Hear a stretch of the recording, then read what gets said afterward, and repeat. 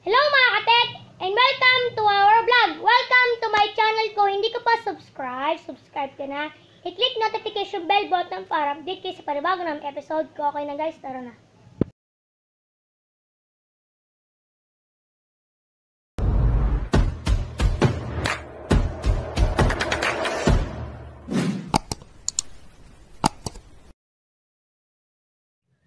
Okay guys, welcome back sa channel natin. Yung mga nagpapa-shoutout guys, nasa last part, lalo na sa mga kaibigan natin technician. Napakadami nyo na kasi guys, kaya sa last part na lang para mas maganda. Okay, gagawin natin ngayon yung sa control box, yung speed control box na. Kung paano ko ituturo yung mga wiring nung sa mga capacitor, kasi yung iba nito medyo nahihirapan din. Buksan muna natin para mas maintindihan nyo. Okay. Tornilyo yan, tatanggalin lang. Okay. Ngayon pagka bubuksan natin, sinusungkit lang yan pagka misal na kung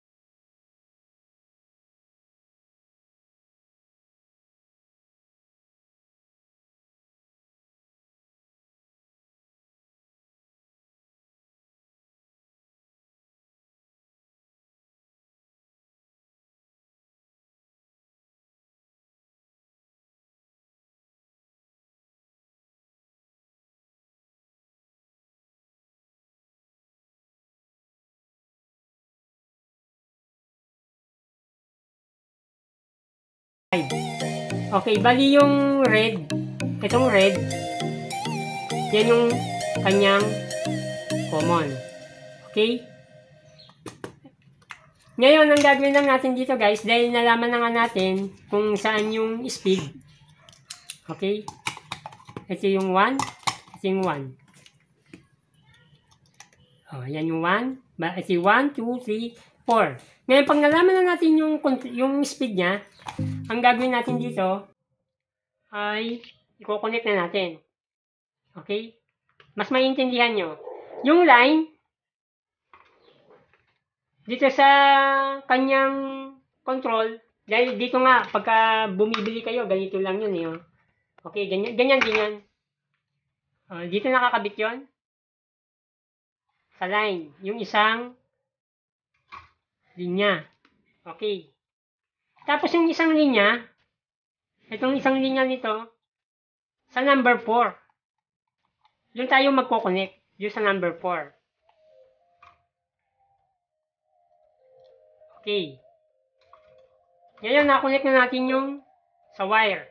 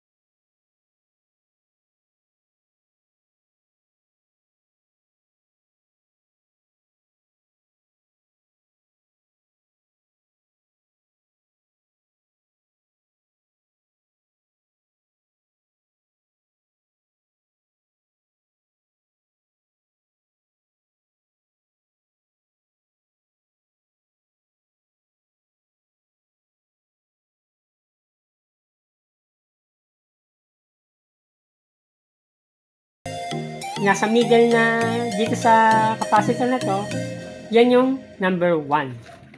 Okay. Kabit natin.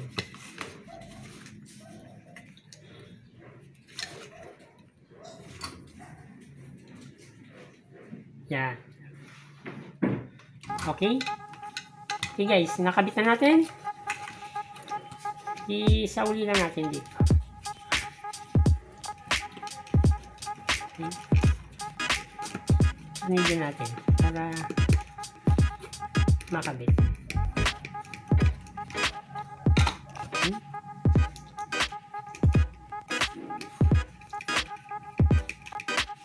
Okay, nakabit na.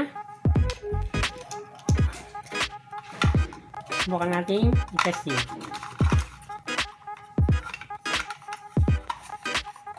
Okay. Ngayon dito, ang pagkabit dito guys, okay, yun sa hindi pa nakakalam, bali ito yung galing sa motor ng ceiling. Dito lang natin kakabit sa unang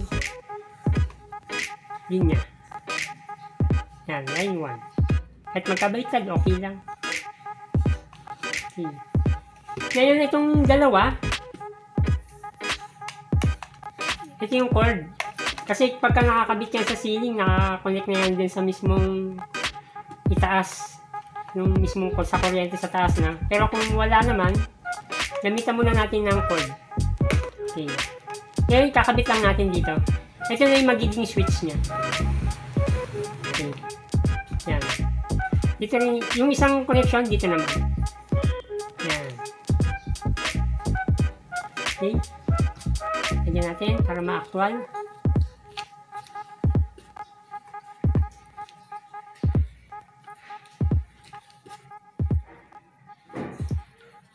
Okay.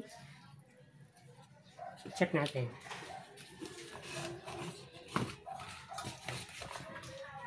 Okay. Okay, 1, 2, 3. Okay. May tayo ng connection.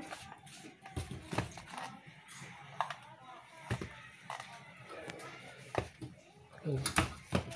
Namali tayo ng knobs. Ito 0. Okay. Pagka namali kayo naman, namali lang yung connection ng knobs. Kasi papasok din naman yan, miski nakaganon. Dapat tama. Okay, tama muna natin. Okay, testing natin. Okay, 0. Walang, hindi gumagana. Okay, 1, 2, 3, 4. Okay. Okay guys, shoutout tayo sa mga kaibigan natin.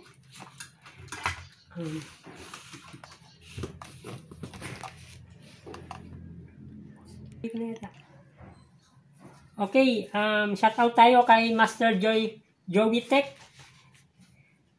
Salamat, Master Leboy Tech. Tsaka kay Master Giovanni B. Tsaka kay Master Ryan Cross Tech. Ito, pasyalan nyo tayo guys para ma-monetize na rin. Tsaka si Joy Masoy TV. Pasyalan nyo rin guys to. Para ma-monetize na rin. Si Badong Abweg. Pasyalan natin to guys. Mga bagong kaibigan natin to. Si Dave Electronics. Yan. Pasyalan natin. Mahuhusay na technician to. Si Roland Tech Support. Yan. Pasyalan natin guys. Si JPR Electronics. Si Marco Francis Mix Vlog. Yan. Mahuhusay na technician to guys. Si Electronic Pangasinan. Pasyalan natin guys. Tsaka si EdTech. Yan. Mga pasyalan natin. Tsaka si Rogelio Bernardo Jr. Yan. Nakakarami ka na, sir. Thank you. Okay, iabol na rin natin si Nard TV. Pasyalan nyo rin to guys. Para gumanda yung subscribers. At mahusay na technician to. Tsaka si Antonio Tambong Jr. Salamat po sa inyo.